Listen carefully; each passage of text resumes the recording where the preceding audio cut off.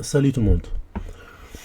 Aujourd'hui, je vous propose un problème que j'ai envoyé en Allemagne en 2009 pour participer à un tournoi à Mémorial de Richard Büchner, 100 ans. C'est une idée grandiose qui malheureusement n'a reçu qu'un troisième recommandé. Peut-être si je les envoyais dans un autre concours, il aurait une meilleure place. Très bien. Alors, c'est un problème en 4 phases. Il présente les thèmes Redenko et Barnes sous forme triplée. Et en prime, on a le pseudo-logan cyclique. Aussi, on a la combinaison Isaïev qui demande l'association du thème Somov B2 et le thème anti-Somov A1. On va voir tout ça à travers les essais et la clé. Premier essai, la dame vient en E6 et elle garde 3 cases importantes, la case E4, la case E3, la case E2. Du coup, le fou qui garde la case E2 n'est plus obligé, il peut faire fou prend G de mat. Le fou qui garde E3 n'est plus obligé puisque le cavalier peut fermer la ligne. Ça, c'est un mat de type Somov B2. Et la tour n'est plus obligée de garder la case E4 puisqu'on peut faire cavalier D4 mat. Ça aussi, c'est un mat de type Somov B2. Alors, la réfutation, elle est simple. Il faut juste fermer la ligne de la dame. Donc, c'est cavalier E5. Très bien. Donc, dame E6, je menace cavalier D2, je menace cavalier D4, je menace fou prend G2, la réfutation est cavalier E5. Les essais maintenant. Ou d'autres essais.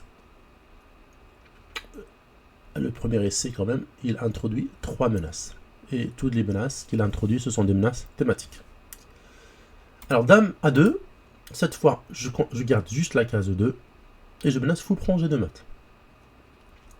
Si cavalier E3 qui part le mat, le cavalier E3 bloque cette case E3. Donc on a cavalier D2 mat. Donc quand je menace A, B apparaît. Mais dame prend H3, tout simplement, et je ne peux pas faire fou prend G2 mat. Troisième essai. Dame A7. Je menace. Cavalier D2 mat. Pourquoi? Parce que la dame contrôle ou garde la case E3. Donc je menace cavalier D2 mat. Si fou E4,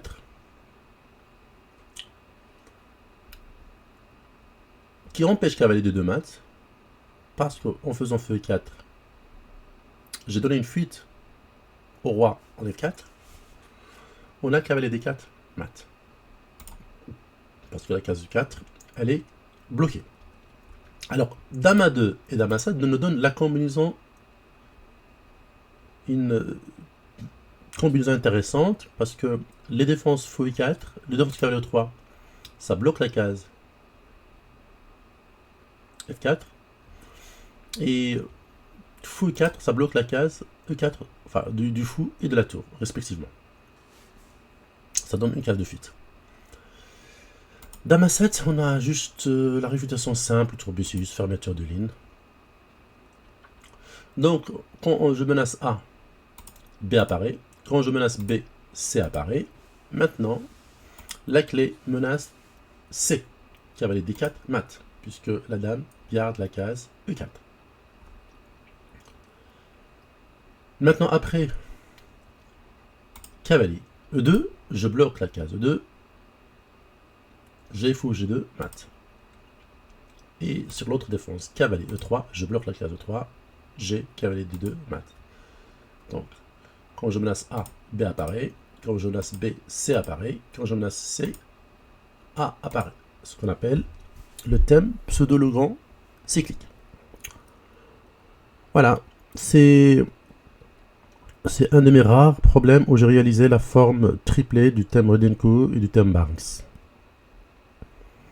J'espère que ce problème vous a plu. À la prochaine. Salut.